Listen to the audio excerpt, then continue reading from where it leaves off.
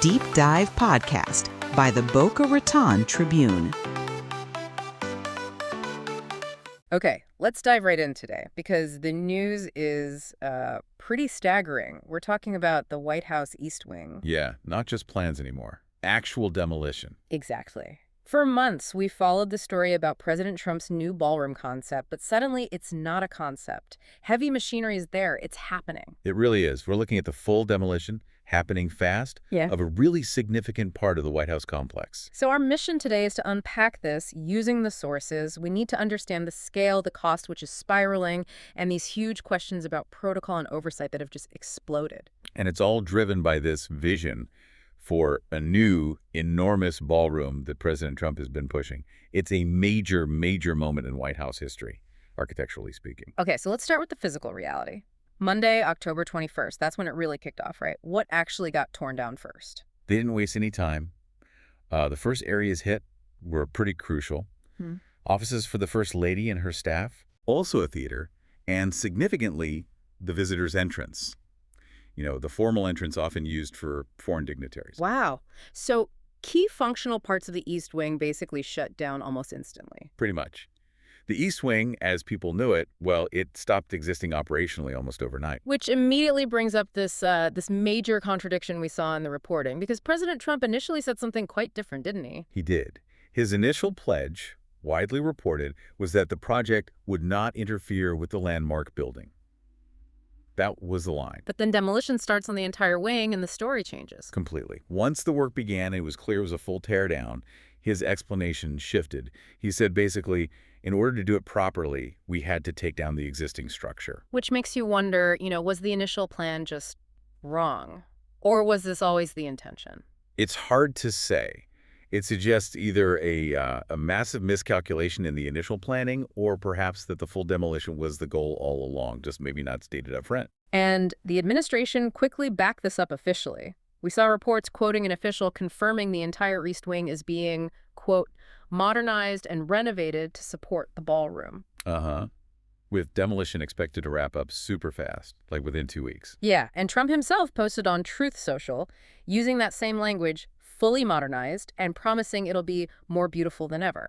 That word modernized, it's doing a lot of work there, isn't it? It really is. It kind of softens the reality of replacing a historic structure. Right. But let's move past the spin and look at what's actually planned to replace it. Because the scale is where this story really goes off the charts. Okay, the vision. Trump's been talking this up. He apparently showed models and pictures to the NATO Secretary General, Mark Rutte. Yeah, describing it as the finest ballroom in the country. Big promises. Yeah. Views of the Washington Monument, room for 999 people. 999 people. But the size. Let's get specific on the square footage because this is crucial. This is the number you really need to grasp. The proposed ballroom, 90,000 square feet. 90,000. Okay, wait. Remind us, how big is the entire White House itself, the main historic building? That's the kicker. The White House residence and West Wing combined, the iconic structure, is around 55,000 square feet. So the new ballroom is significantly larger than the entire historic White House. Precisely. By 35,000 square feet, you're adding an extension that completely dwarfs the original landmark. It's monumental in scale. That comparison is just, wow. You can immediately see why preservation groups would be alarmed. Absolutely. The National Trust for Historic Preservation voiced concerns almost immediately. They worried, quite reasonably, that a structure that massive would visually overwhelm the White House itself. It would totally change the look and feel of the entire complex. Fundamentally, and, when projects get this big this fast, the money aspect often gets chaotic too. Which is exactly what we're seeing. The cost has been jumping like crazy. Let's track that. Okay, so back in July, the first figure we heard was $200 million. Right, $200 million. Then, around the time demolition started, reports surfaced putting it at $250 million. A jump of $50 million pretty quickly. And then just this week, President Trump himself announced it's now looking like $300 million. So that's a $100 million increase in about 3 months. Yeah, a 50% jump. That kind of rapid escalation is, it raises flags. Is it poor initial planning? Or is the scope just constantly expanding? And who's paying for this $300 million? Trump claims it's him and private donors footing the bill. That's sort of the justification for maybe less federal oversight. But have we seen the details, the donor lists? No. The full financing picture remains unclear. It hasn't been released publicly, which adds another layer of sort of opacity to the whole thing. Okay, before we get deeper into the regulatory mess, let's just take a moment. What exactly was the East Wing that just got torn down? What's the history there? Right, good point. The structure that was just demolished, its most recent major form dated back to 1942. Okay, so not the original 1800 structure. No, but still historically significant. It was built during FDR's administration. And interestingly, it was constructed over an emergency bunker, the Presidential Emergency Operations Center, which was used during World War II. Ah, so it had that WWII connection, that history tied to the modern presidency and national security. Exactly. It represented a key phase in the White House's evolution, so Yeah. losing it. Well, these changes are definitely the most significant physical alterations to the White House complex in decades, maybe longer. And tearing down something with that kind of history for such a massive project, you'd expect pushback. Oh, absolutely. And the reaction was immediate and pretty fierce, especially from Democrats.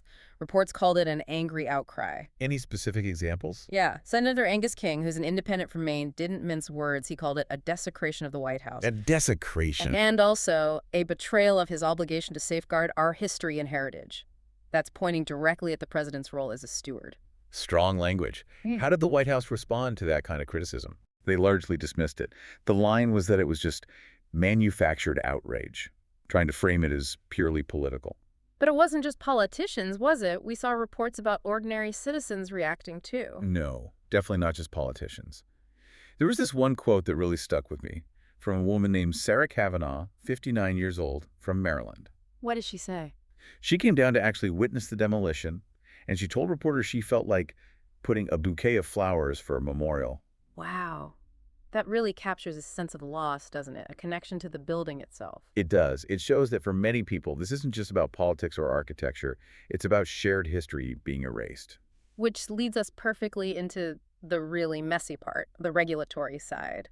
The transparency issues, the timing. It all seems very, very off. Yeah, this is where the process questions become really alarming. The oversight seems to have completely broken down. Okay, lay out the timeline problem for us. Demolition starts Monday. Right. Wrecking balls are swinging on Monday. But it wasn't until Tuesday, after the demolition was well underway, that the White House announced they would submit plans for the new construction to the relevant review body. And that body is the National Capital Planning Commission, the NCPC. Exactly, the NCPC. That's the key federal agency responsible for planning and, crucially, reviewing federal development projects in the D.C. area, including the White House. So, to be clear, they started demolishing the old structure before submitting plans for the new structure to the agency that's supposed to approve it. That's precisely the sequence of events reported. It's completely backward from standard procedure. You get approval, then you build, which often includes demolition as part of the approved plan. It sounds like putting the demolition cart way before the approval horse. You could say that. It's why the National Trust for Historic Preservation formally asked the administration to pause the demolition immediately. Did they? No. They asked for a pause until the NCPC review could actually happen, but by then so much was already down. The request seems to have been ignored or just came too late. So here's a basic question then. If the NCPC hadn't reviewed the plans yet, who actually approved the demolition itself? Did any agency sign off on tearing down the East Wing? That's one of the biggest unanswered questions. According to the reporting, the White House hasn't been able to clearly state which entity, if any, had formal oversight specifically over the demolition phase. That seems incredible. It is. Brian Greene, who's a former NCPC commissioner, pointed out how absurd this is. He stated that demolition and new construction are intrinsically linked. They should be reviewed together as one project. You can't just separate the destruction from the building permit. Okay, this oversight picture gets even murkier, doesn't it? Because there's a potential conflict of interest right at the top of the NCPC. Ah, yes. The chair of the NCPC, Will Scharf. What's his situation? Well, he wears two very significant hats. He is President Trump's White House staff secretary. Okay, a senior role within the administration pushing the project. Right.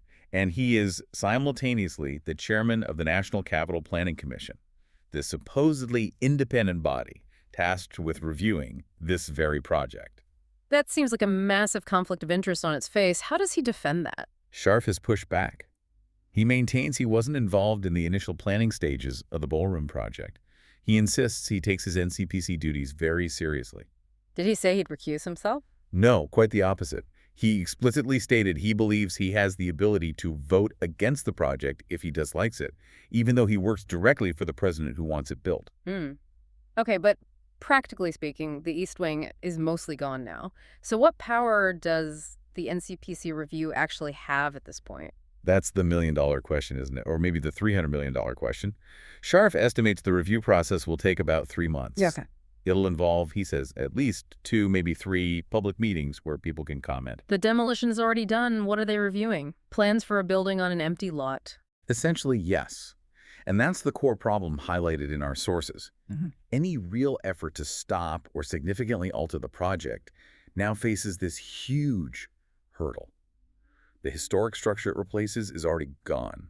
The review feels almost like a post-mortem formality for the building itself. So let's try to synthesize this for you, the listener. What we've seen is a rapid, dramatic physical alteration to the White House complex, a historic wing demolished. Driven by a vision for a truly enormous 90,000 square foot ballroom, a structure that overshadows the original White House. We've seen the cost explode by 50% in just a few months, hitting $300 million, with questions lingering about who is actually paying. And crucially, we've seen regulatory processes seemingly bypassed or ignored, with demolition preceding review approval. The oversight bodies, like the NCPC, are now left playing catch-up, reviewing plans for a site where the physical reality has already been irrevocably changed. Right. And the central tension here is stark. Yeah. It's the power of the executive branch seemingly acting unilaterally versus the established systems designed to protect national heritage and ensure proper procedure. It really throws the effectiveness of those protective systems into question. It does. And perhaps the final thought to leave you with is this. When an administration can physically remove a historic landmark before the body responsible for reviewing the plans even gets to formally weigh in, what real power do regulatory reviews and historic preservation efforts actually hold in the face of determined executive action? What does oversight mean when you're essentially regulating a hole in the ground?